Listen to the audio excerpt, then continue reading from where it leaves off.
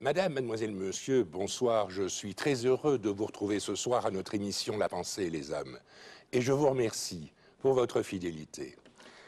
En 1996, les autorités ministérielles qui avaient en charge l'éducation dans notre pays ont demandé aux pouvoirs organisateurs d'organiser autrement l'enseignement supérieur. Et on a créé des hautes écoles.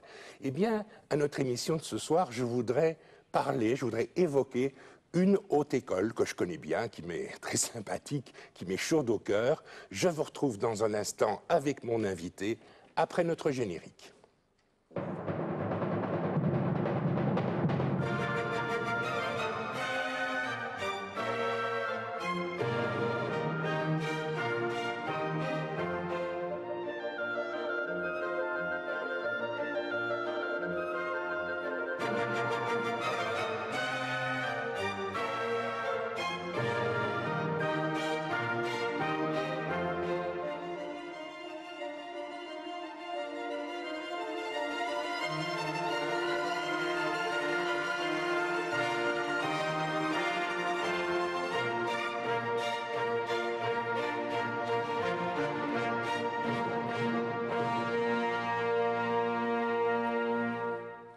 Eh bien, mon invité est Freddy Tillmans. Il s'agit du bourgmestre de la ville de Bruxelles. Et la haute école que je voudrais évoquer avec vous, monsieur le bourgmestre, c'est la haute école Francisco Ferrer. Donc, en 1996, la ville de Bruxelles choisit d'attribuer comme nom à la haute école qu'elle organise, puisqu'elle regroupe tout l'enseignement supérieur de type long, pédagogique, infirmier, etc., en une seule haute école. Pourquoi la ville a-t-elle choisi le nom de Francisco Ferrer? Mais dans la pensée, les hommes, il faut rendre à César ce qui est à César. Et donc, c'est Monique Verret, qui était directeur général à l'époque, qui vient chez moi et qui me dit « Freddy, est-ce que tu accepterais qu'on dise Francisco Ferrer ?» Alors là, évidemment, je lui dis « C'est une évidence, ça va de soi. » Pour plusieurs raisons. Parce que Bruxelles est la seule ville en Europe qui, à l'époque, en 1909, a, par souscription publique, fait fondre une statue en l'honneur de Francisco Ferrer. Une statue d'un certain Putmans. Exactement. Et cette statue est encore toujours honorée aujourd'hui. La Saint-Vrague ne passe pas sans une reconnaissance de Francisco Ferrer. Pourquoi? Pour plusieurs raisons, évidemment. La première, c'est que Francisco Ferrer était un pédagogue de la modernité, un pédagogue de la liberté, c'était un libre penseur, c'était un anarchiste intellectuel intéressant, fabuleux, très fort. C'est d'ailleurs pour ça qu'on l'a fusillé. C'était un personnage qui, pour nous, avait marqué véritablement les limites de la dictature. Au-delà, c'était la liberté, et il l'a fait à un point tel qu'il a été fusillé.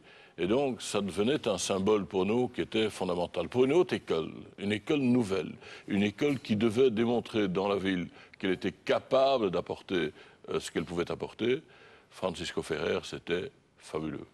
Arrêtons-nous un petit peu sur le pédagogue.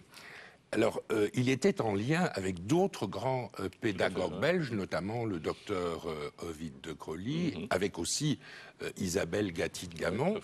Quels sont, en quelques traits rapides, les éléments fondamentaux de son projet pédagogique? Je sais que, par exemple, mais alors 60 ans avant tout le monde, il demandait la mixité au sein des écoles. Donc, il voulait des classes composées de garçons et de filles. Ça ne viendra que 60 ans, beaucoup plus tard, 60 ans après sa mort. Quels sont les autres? Mais je pense qu'en particulier, c'est l'idée que l'enfant est un individu, qu'il faut l'entendre et qu'il doit pouvoir s'exprimer. À l'époque, on sort du système magistral où l'enfant écoute, obéit et apprend par cœur. Il subit une sorte de bourrage de crâne. En fait, subit un bourrage de crâne. Ici, au contraire, on parle de l'expérimentation. En fait, on est dans la dimension scientifique. Ce qui n'est pas prouvable n'existe pas. Et donc, il casse une habitude espagnole fondamentale qui est la présence de l'Église, du dogme, de la nécessité de croire. Et dit non, justement, c'est l'inverse qu'il faut faire. On ne croit pas. Il faut savoir pourquoi les choses sont comme elles sont, il faut savoir ce qu'elles représentent. Et ça, c'est d'une modernité absolument extraordinaire, mais c'est dans la droite ligne de Crowley, de Gadit-Gamon, etc. C'est clair qu'on est dans cet état d'esprit, du renouveau de la pensée de l'époque, de la liberté de penser. C'est aussi un homme qui croyait aux sciences, et en particulier aux sciences de la nature, aux sciences exactes. On sait bien que dans l'enseignement clérical de l'Espagne de 1909, les sciences étaient fort mises sur le côté. Je ne connais pas bien le système d'enseignement espagnol, mais en tout cas en Belgique, dans l'enseignement secondaire, dans l'enseignement supérieur, les lois scientifiques sont enseignées. C'est une valeur. Hein, c'est une valeur sûre. Tout à fait. Même peut-être dans l'enseignement libre, mais pour ce qui concerne l'enseignement officiel que vous et moi connaissons bien, c'est une valeur sûre. En fait, ce que Francisco Ferrer fait, c'est sortir de la dimension de l'Inquisition. Ça, c'est la réalité. Tout à fait.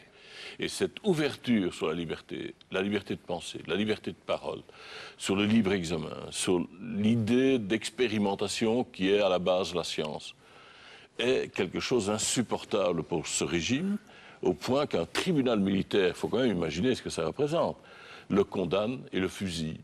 C'est quand même fou que dans la société civile, ce soit des militaires qui viennent imposer une forme de loi. Ça n'a pas de sens. Et déjà, ce sont les contradictions qu'on va rencontrer dans le XXe siècle et dans le XXIe siècle. Et c'est tout ce qui, déjà, fera la différence entre nous et toutes les formes de totalitarisme.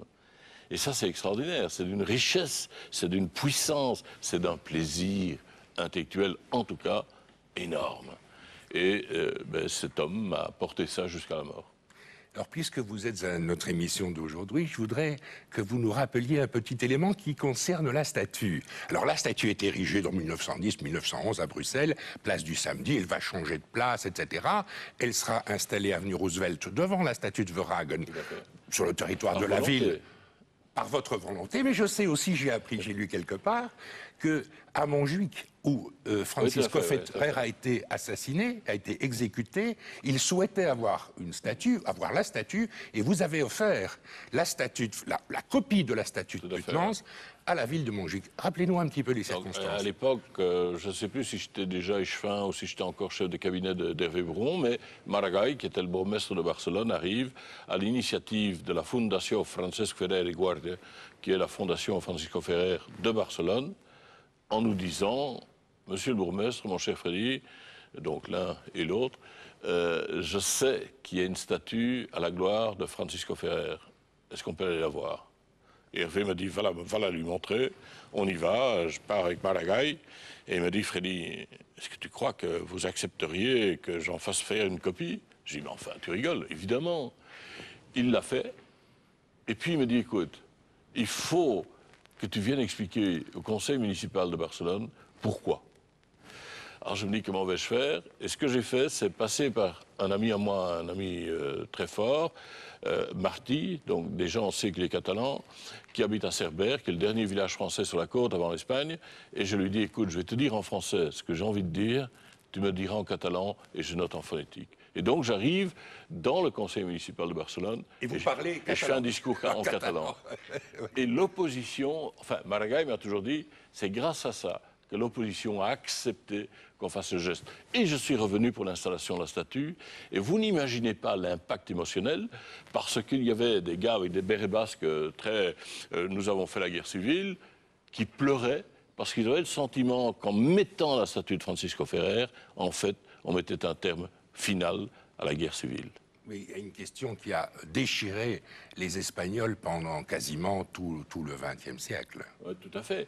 Et donc, c'était la possibilité, une des premières possibilités, de reconnaître que dans la guerre civile, il y avait en face.